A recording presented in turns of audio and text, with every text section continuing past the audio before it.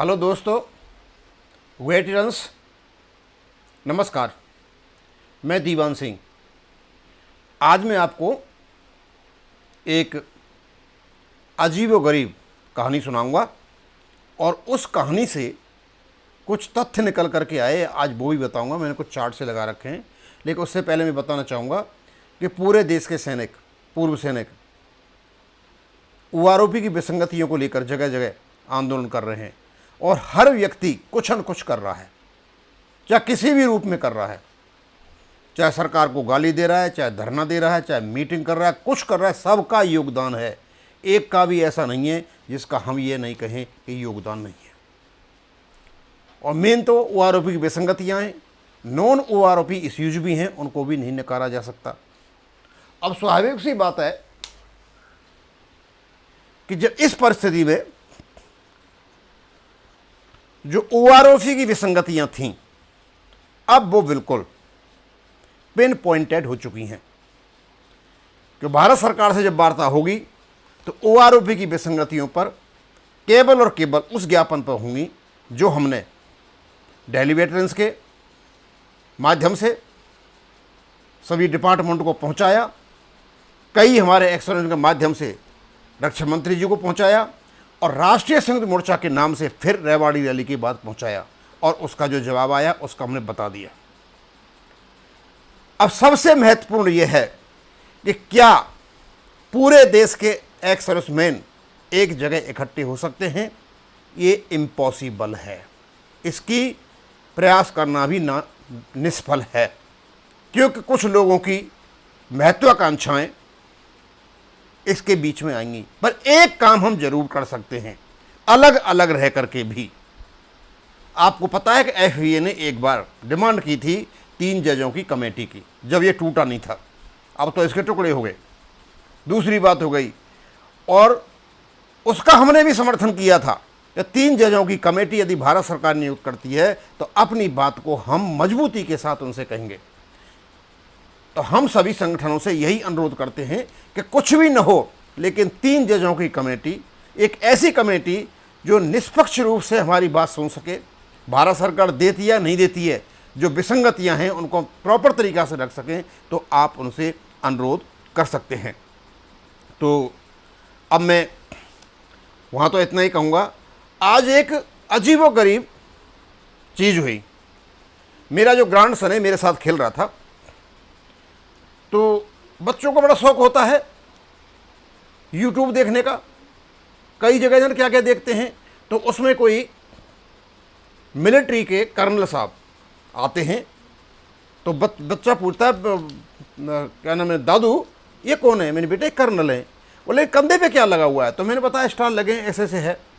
अच्छा अच्छा, और भी थे? मैंने ये कौन है? मैंने बेटा कैप्टन है। अच्छा, तो दादू आप भी तो मिलिट्री में थे? मैं हाँ थे। तो आप क्या थे? मैं भाई हम नायब सूबेदार थे। अच्छा दादू ये बताओ जो मोसाजी है मेरे वो क्या थे? मैंने वो हवलदार थे। तो दादू ये होते क्या हैं पद? तो मैंने उसको बताया, ये 4th क्लास में पढ़ता हुआ बच्चा है। तो मैंने बताया उसको, भैया सिपाही होता है, नायक होता है, हवलदार होता है, और नायब सूबेदार होता है, सूबेदार होता है, सूबेदार मेजर होता है, और अफसर होते हैं। अच्छा अच्छा अच्छा, ऐसे होते हैं। मैंने सोचा कि क्यों नहीं इसकी याददाश्त को मजबूत करने के लिए बार बार पूछेगा, तो कुछ रैंक लिख करके मैंने JCOR के उसको दे दिए। वो 40-50 लिख के क्या के को सिपाही, कहीं नायक, हवलदार, जैसे मैंने ऊपर लिखा हुआ है, ये आपको दिखाई दे रहा होगा, ये ऊपर लिख, इसी प्रकार मैंने लिखे, ये सिपाही, कहीं नायक, कहीं हवलदार, कहीं नायब सूबेदार, सिपाही, ऐसे ही पूरा बना करके मैंने कहा बेटा जो एक रैंक है ना, और रैंक दे दी, ये रैंक है 6 रैंक दे दी मैंने उसको। मैंने को कलर करो, वो कलर किया उसने, और कलर करते करते जितनी भी रैंक थी उसने सही तरीके से उनका कलर कर दिया। और कलर करने के बाद मैं बोला, मैंने बेटा ऐसा करो, वो टेबल में फिक्स कर दो। तो मैंने उसके लिए जैसे सिपाही लिख दिया, यहाँ तो मैं 4 दिखा रहा हूँ, नायक लिख दिया, और भी लिखे थे, हवलदार लिख दिया, नायब सूबेदार, उसने सबको जितनी भी मैंने उसको दी थी गिनती, वो सबके एक दूसरे के नीचे उतार दिया। मैंने बेटा तुमने बहुत अच्छा किया। यहाँ जब मैंने देखा कि यार इस बच्चे ने अपना दिमाग लगा करके रैंकों को बिल्कुल एक हूबहू सही उतार दिया है, तो मेरे दिमाग में एकदम आइडिया स्ट्राइक हुआ। आइडिया क्या स्ट्राइक हुआ? मैंने पूछा उससे, मैंने बेटे यहां तो सिपाही लिखा हुआ है और यहां मैंने सिपाही ये लिखा है, 1 लिखा है, ये लिखा है, सिपाही 2 लिखा है, ये लिखा है। बोले दादू ये सिपाही तो है ही, अब मैं क्या इनको इधर नायक में तो रख नहीं सकता, हवलदार में ही नहीं रख सकता, नायब सर नहीं रख सकता, तो सिपाही के नीचे ही आएगा। यानी सिपाही के साथ सिपाही ACP 1 और सिपाही ACP 2 अब मैं उसको लॉजिकली अपने हिसाब से लेकर के आता हूं। मैंने सोचा कि अब तक हम किसी को यह नहीं बता पाए कि एक्चुअली में OROP की डेफिनेशन जो है उसको विजुअल कैसे बताएं, पिक्टोरियल कैसे बताएं, चित्र के माध्यम से कैसे बताएं, रेगुलर बातों में ही बताया। तो ये जो है ये OROP की जो डेफिनेशन है 7/11/2015 की, ये डेफिनेशन ऑटोमेटिकली पिक्टोरियल हो गई। पिक्टोरियल कैसे हो गई?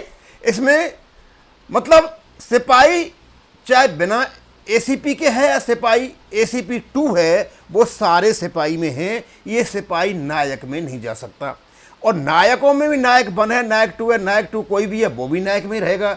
हवलदार के साथ में अभी ACP 2 और 3 लगा हुआ है, वो भी हवलदार में रहेगा, चाहे हवलदार ACP बने और नायब सूबेदार नायब सर बने तो नायब सर में ही रहेगा।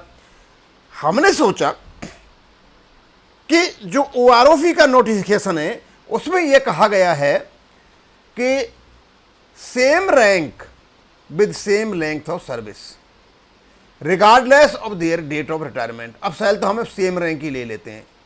अब भाई सेम रैंक का मतलब तो ये है कि जो सिपाही है वो सिपाही है। अब लेंथ ऑफ सर्विस तो हम बाद में देखेंगे। और जो करंट पेंशनर है, gap between the current pensioner और पास्ट पेंशनर के बीच का जो गैप है वो पीछे जाए। तो करंट पेंशनर जो सिपाही है 2018 में जो सिपाही आ रहा है वो ACP 2 लेकर के आ रहा है, लेकिन है तो वो सिपाही, और करंट पेंशनर की पेंशन पास्ट को जाएगी। तो हमने सोचा कि क्यों नहीं इसके माध्यम से हम लोगों को बताएं। तो मैंने जंबल्ड तरीके से ये लगा रखा है। और कोई ये कि भैया तुम इकट्ठे बैठे हो और वो कमांडर आके कहता है कि अपनी रैंक वाइज आप आकर के फॉलन हो जाओ। अब ये बताइए मेरे को फॉलन कहाँ होंगे? वो स्वाभाविक सी बात है, सिपाही सिपाही में होंगे, चाहे ACP 1 ले रखा है चाहे ACP 2 ले रखा है, क्यों रैंक वाइज होंगे। फॉलन तो आर्मी में रैंक वाइज होता है, नायक नायक में आएंगे, हवलदार हवलदार में आएंगे, नायब सर नायब सर। ये बिल्कुल सही है कि सिपाही ACP 1 है वो पेंशन नायक की ले रहा है, सिपाही ACP 2 है वो पेंशन हवलदार की ले रहा है, इसमें कोई शक नहीं है। लेकिन उसकी रैंक सिपाही है। अब वो खड़ा कहां पे है, वहीं उसकी पेंशन बनती है। और OROP के हिसाब से ये जो पेंशन है सिपाही ACP 2 की पेंशन ऑटोमेटिकली वर्टिकली सिपाहियों को जाती है। नायक की लगा हुआ है तो नायक की पेंशन नायक को जाएगी, हवलदार लगा हुआ है तो हवलदार की पेंशन हवलदार जाएगी। हवलदार ACP 1 ये नायब सूबेदार के बराबर पेंशन ले रहा है, लेकिन उसकी रैंक नायब सूबेदार नहीं है। इस समस्या को एक 4 साल के बच्चे ने ये पिक्टोरियल चीज बना करके समझा दिया हमें, जब हमारे दिमाग में बैठी, हमारी समझ में नहीं आ रही है। ये हल्की सी बात हमारे DSW और PCDA में बैठे बड़े बड़े अधिकारी इस बात को क्यों नहीं समझ पा रहे हैं। बताते अंतर क्या है। क्योंकि ये जो बच्चा है ये इनोसेंस है, इसे कोई गुणा भाग नहीं लगाना है, इसके दिमाग में कोई डिस्क्रिमिनेशन नहीं है। इसको केवल रैंक बताए और रैंक के नीचे रैंक को लगा दिया। लेकिन हमारे जो ये बड़े ब्यूरोक्रेट्स बैठे हुए हैं ये गुणा भाग लगाते हैं, इनोसेंट नहीं है।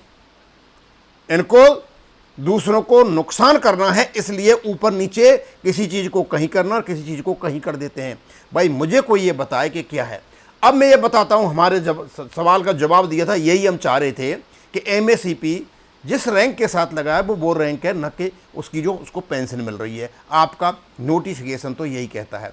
अब जो 555 सर्कुलर है उसका 11 नंबर C पॉइंट जो ये है, ऊपर का तो मैं नहीं पढ़ रहा, वो तो सही है। इन्होंने कहा, हमारा जो जवाब दिया, उन्होंने कहा कि इसका जो वर्णन है, इसकी जो एक्सप्लेन किया गया है 525 सर्कुलर जो 4/2/2016 को निकला था, उसमें आपको एक्सप्लेन कर रखा है 11C पे। उसमें कह रखा है ए सिपाही granted ACP1 will be eligible for revision of pension of नायक। ये तो हम भी कहते हैं, ACP1 को जो होगा, जब उसको ग्रेड पे मिल जाएगा आगे वाला और उसको ACP मिल जाएगा, स्वाभाविक उसकी पेंशन बढ़ जाएगी। लेकिन रहेगा तो सिपाही। अब ये जो ACP1 सिपाही है, क्या ये नायक है? यदि ये नायक है तो ये यहां आना चाहिए। यहां क्यों नहीं आ रहा है? क्या इसमें से किसी सिपाही को निकाल करके आप क्या नायक की लाइन में खड़ा कर सकते हो? क्या हवलदार की लाइन में खड़ा कर सकते हो? क्या हवलदार ACP1 को नायब सूबेदार की लाइन में फॉलो कर सकते हो? क्या नहीं कर सकते हो? यही हम बार बार कह रहे हैं, क्योंकि आपका जो नोटिफिकेशन है वो बड़ा स्पष्ट कहता है रैंक वाइज, और रैंक केवल आर्मी में JCOR में 6 ही हैं। इसकी हम जो कमेटी बनेगी जजों की, उनके सामने रखेंगे, उनको बताएंगे, और ये लीगल है और ये सही है, ये ट्रांसपेरेंट है, कोई इसको इधर उधर नहीं कर सकता। अब मैं इसको बंद करूंगा, क्योंकि मैं बहुत शुक्रगुजार हूँ उस 4th क्लास में पढ़ने वाले बच्चे का कि उसको कुछ पूछा उसने, और पूछते पूछते एक ऐसे उसमें आ गया मैं कि ऐसा चित्र बनाना पड़ गया और समझाना पड़ गया कि यदि आप एक जम्बल्ड ग्रुप को रैंक वाइज खड़ा करोगे तो सिपाही चाहे बिना ACP के है और चाहे MACP के है, आएगा वो सिपाही की ही लाइन में, जैसे ये बन रही है। नायक नायक में आएगा, हवलदार हवलदार में आएगा, नायब सूबेदार में आएगा। और यही आपका OROP का जो नोटिफिकेशन है ये कहता है। इससे ज़्यादा स्पष्ट अब नहीं हो सकता। हम चाहते हैं कि आप लोग जो 3 जजों की कमेटी की जो बात हो रही है उसके लिए जोर लगाएं। अब इसको मैं यहीं ख़त्म करूँगा। थैंक यू, धन्यवाद।